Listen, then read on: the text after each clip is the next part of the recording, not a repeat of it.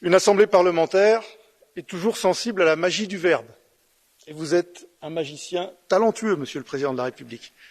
Mais il arrive un moment où les incantations, les effets d'annonce, les effets de manche finissent par lasser et surtout ne parviennent pas à masquer un certain nombre d'ambiguïtés et de contradictions. Ainsi, qui croire entre le président, aujourd'hui, rassembleur, respectueux de l'identité des peuples, de leur souveraineté, c'est les mots que vous avez employés, et celui qui s'est employé méthodiquement, depuis 4 ans, à mettre en scène et à théoriser un clivage présenté comme irréductible entre les populistes, d'un côté, méchants nationalistes, autoritaires, et d'un autre côté, les vertueux progressistes, fédéralistes et forcément ringardisant les identités nationales. Qui croire? Je ne me reconnais dans aucune de ces catégories. Pouvons-nous faire confiance à quelqu'un qui, de façon justifiée, porte en étendard l'état de droit, qui est une notion importante et noble, mais qui, dans son propre pays, gère depuis 2 ans la crise sanitaire, non pas avec son Parlement et son gouvernement, qui ne font qu'avaliser la poursuite d'un état d'urgence depuis 2 ans, mais à partir d'un Conseil de défense nationale et de sécurité, qui n'est pas un organe dédié à cela et dont les délibérations sont couvertes par le secret. En matière de défense, Monsieur le Président, terrain de consensus qui pourrait être, pourquoi employez-vous cette formule « nous avons fait plus en 2 ans qu'en 10 ou 50 ans ». Ce n'est juste pas vrai factuellement. Il y a des progrès, le Fonds européen de défense, d'ailleurs doté de 2 fois moins de fonds qu'initialement prévu, mais il y a des vrais reculs. Nous n'avons pas lancé d'opération exécutive européenne depuis 2008 et nous sommes incapables de monter une mission militaire robuste aujourd'hui alors que nous pouvions le faire il y a 20 ans en Afrique. Voilà, Monsieur le Président, des contradictions et des ambiguïtés que vous ne parviendrez pas à lever. Mais nous ferons cette présidence avec beaucoup de responsabilités parce que l'ironie du calendrier veut que notre famille politique aura peut-être à la conclure. Merci, Monsieur Danjean.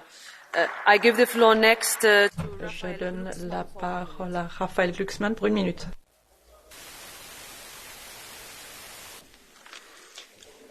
Monsieur le Président, il est apparemment des crimes trop grands et des criminels trop puissants pour trouver la moindre place dans vos longs discours. Vous avez chanté les droits humains en général, mais vous avez à nouveau ignoré le pire crime contre l'humanité de notre temps, la déportation et l'éradication du peuple ouïghour. Or, que valent les droits humains sans le courage de les défendre? Le courage, c'est de ne pas se taire quand des millions d'êtres humains sont parqués dans des camps. Le courage, c'est d'être fort avec les forts et pas seulement avec les faibles. Le courage, c'est d'affronter les intérêts privés qui, chez nous, nous poussent à la lâcheté. Ces multinationales comme Zara, Nike ou Volkswagen qui bénéficient de la réduction en esclavage d'un peuple. Le courage, c'est de bannir enfin les produits de l'esclavage de nos marchés. Le courage, c'est de se hisser à la hauteur des centaines de milliers de jeunes qui vous exhortent à agir. La seule fois en 4 ans où vous avez évoqué le sort des suppliciés ouïghours, c'était pour dire que la France seule ne pouvait rien et que l'échelle européenne seule permettait un impact. Vous êtes maintenant à la tête de l'Union et toujours rien. Voilà le problème. Les principes, nous les connaissons. Les droits humains, nous les défendons. Merci. Ce qui manque, c'est le courage de les porter quand l'adversaire est... Merci, Monsieur Glucksmann. Thank you to all the colleagues. Thank you. Merci à tous les collègues. Merci de toutes vos contributions. Je donne maintenant la parole au vice-président Šefčovič au nom de la Commission. Thank you very much, Madam President, Monsieur le Président. Merci beaucoup, Madame la Présidente, Monsieur le Président, Mesdames et Messieurs. Je tiens vraiment à remercier tous les parlementaires et Monsieur le Président pour ce débat très riche, très détaillé.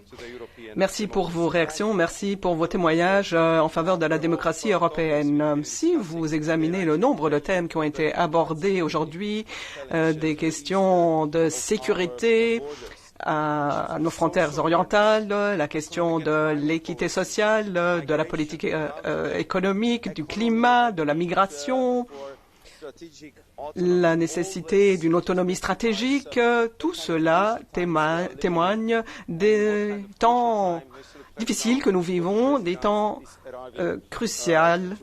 des temps cruciaux et de ce que la présidence peut apporter à l'Union européenne. Par conséquent, permettez-moi de faire une remarque à titre personnel sur là où nous en sommes maintenant et où nous étions il y a de cela 5 ou 6 ans, parce que je pense que parfois il est bon de rappeler comment les choses se passaient. Et moi, j'en ai un souvenir très vif, parce qu'à l'époque, nous étions très inquiets, y compris dans cet hémicycle, qu'il pourrait y avoir une vague anti-européenne qui balayerait et submergerait nos pays. Plus nous pensions qu'il y aurait plus de sorties de l'Union européenne et nous étions très préoccupés de l'éventuel affaiblissement de la coopération européenne.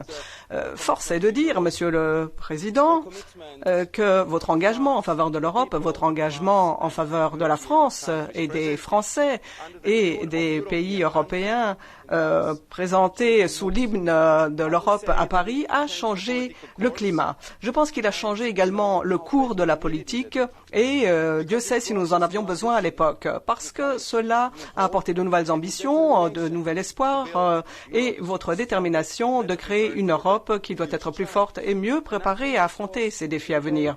Et je pense que le débat de ce matin s'est concentré justement sur la meilleure façon d'y parvenir. Et certains n'ont pas été très justes parmi ceux ici présents, parce que beaucoup de choses ont été faites. Nous avons un budget transformatif, un financement transformatif, comme nous l'avons pour Next Generation Europe. Et la preuve en est avec la vaccination, que l'Europe peut vraiment apporter et faire des miracles. Rappelez-vous les débats dramatiques que nous avons eus ici même il y a de cela 1 an. Et l'Europe est devenue le premier continent à devenir neutre du point de vue du climat et nous travaillons pour rester dans le domaine de la défense, la taxonomie. Thierry Breton travaille d'arrache-pied sur la question des nouvelles technologies et enfin nous nous concentrons beaucoup plus sur l'avenir de l'Europe que cela ne fut le cas par le passé. Donc, pour conclure, je dois dire que je suis d'accord avec tous les parlementaires européens qui demandent de façon claire et nette, et ils ont raison, qu'il faudrait faire plus. Il faudrait faire plus, il faudrait agir plus vite, avoir plus de résultats. Mais la question c'est comment faire. Et je suis heureux de dire que la plupart des propositions qui se penchent sur les problèmes cruciaux qui ont été évoqués dans ces différentes interventions, eh bien ce sont des propositions qui ont déjà été mises sur la table par la Commission européenne. Et, comme l'a dit M. Verhofstadt, nous avons besoin, pour ce faire, de l'unité, de plus de coopération avec le Parlement européen et nous avons besoin de présidences ambitieuses.